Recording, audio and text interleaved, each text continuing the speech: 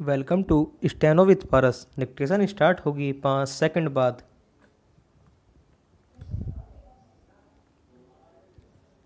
Start.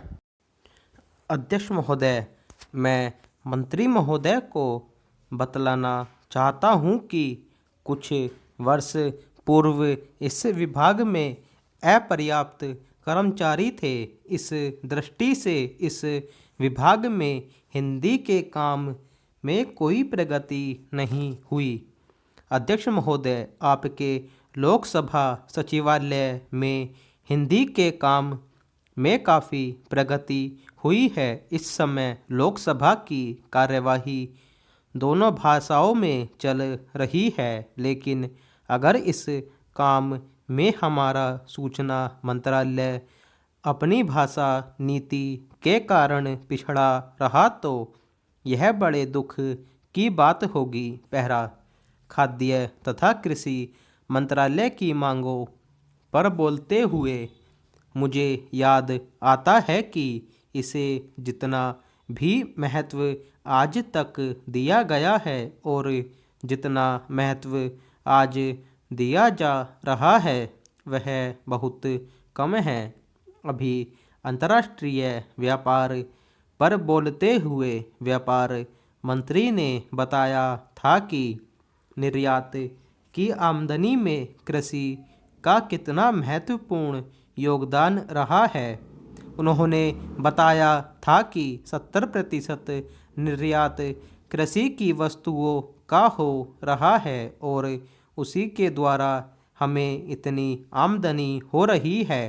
इस दृष्टि से कृषि का महत्व और भी ज़्यादा बढ़ जाता है। उन्होंने यह भी बताया था कि यदि कृषि उत्पादन केवल 5% और बढ़ जाए तो निर्यात से हम 100 करोड़ रुपए के लगभग अपनी आमदनी को और ज़्यादा बढ़ा सकते हैं।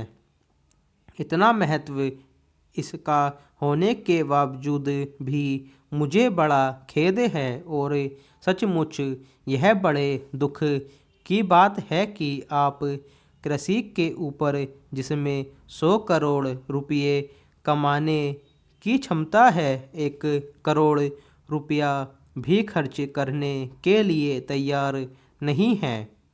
मैं तो यहाँ तक कहूँगा कि जिसे हम औद्योगिक उत्पादन मानते हैं उस प्रकार का उत्पादन आज भी हमारे देश में नहीं हो रहा है। वास्तव में उत्पादन केवल कृषि से हो सकता है, क्योंकि कृषि वस्तुओं से ही आप के दूसरे औद्योगिक संस्थान चलते हैं। यदि रुई देश में पैदा न हो तो कपड़ा कैसे बन सकता है। यदि मूंगफली देश में पैदा न हो तो वनस्पति घी देश में पैदा नहीं हो सकता। इसलिए हमारा सारा उत्पादन कृषि वस्तुओं पर ही निर्भर है।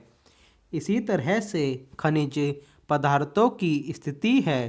यदि खनिज पदार्थ निकलने पर ज़्यादा जोर दिया जाए तो उससे न केवल उत्पादन बढ़ेगा, हमारे उद्योगों को काम मिलेगा, बल्कि विदेशी मुद्रा भी बहुत बड़ी मात्रा में कमाई जा सकती है। हमारे देश में हर प्रकार की वस्तुओं का बहुत बड़ा भंडार हमारी भूमि में उपलब्ध है।